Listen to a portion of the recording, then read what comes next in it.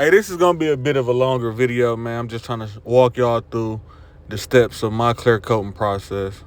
Start by tacking it all down. This after I did the base. You know I like to. You gotta get loose a little bit. I like to get loose a little bit before I spray because you mess around and get runs if your bones ain't acting right, you know? So, yeah. The first coat of clear coat, listen to me. You are not trying to go on heavy because if you do, you will get runs, sags, and that is not what you want. So, you want that first coat to just go on the panel. You don't want to pile it up too much. We always got time and a chance to come back and make our wrongs right on the second coat. So yeah, just get you about 6 inches, 6 to 8 inches away from that panel, about a 50, 60% overlap.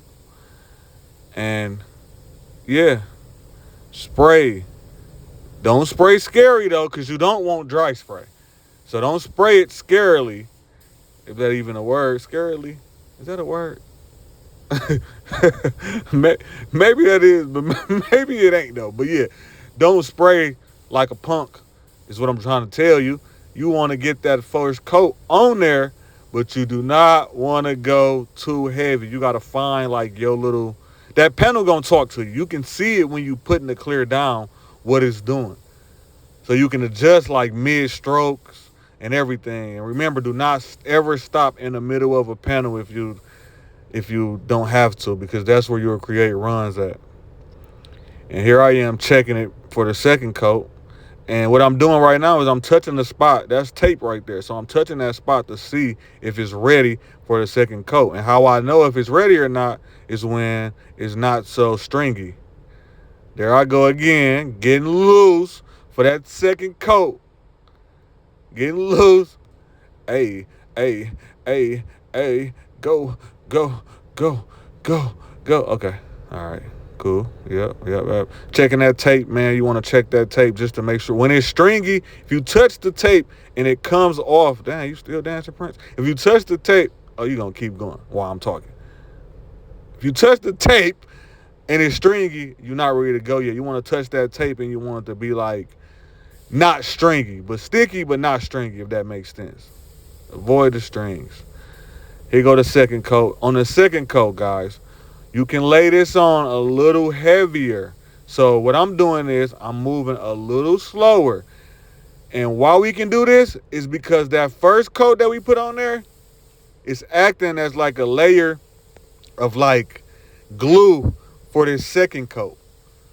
So at this point, if you didn't get no runs the first time, not saying that you can't in the second coat, because you can, but if you didn't get no runs on the first coat, you are in great standing with this second coat.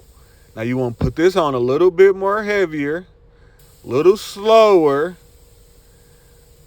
and it's going to really bring that gloss out. Like I said, that panel is talking to you. If you look at that panel, you can see when it's going on. You can see what's going on. Look, go a little slower. Go a little slower. Remember, you can still get dry spray though, so make sure you actually getting coverage and you're not spraying scary on this coat either. This is a fairly simple process. It's just rules to it that you gotta follow, because if not, you'll end up with a crappy situation. Now you want to go on heavy, but you're not going on extremely heavy. On these little panels, when you just doing like a bumper or fender, you can do 2 coats. But if you was going on a whole entire car and you was planning on buffing and sanding it down, wet sanding it and buffing and polishing, I would do 3 to 4 coats. But this is going to come out perfect for the vehicle, for our application that we putting this on. So it's great. It's just perfect. This is a perfect thing. 2 coats, that light coat first and then that heavy coat after. And that's going to be enough for us with this panel. It's a 2010 car. It don't need to be necessarily perfect, but as perfect as we can get it.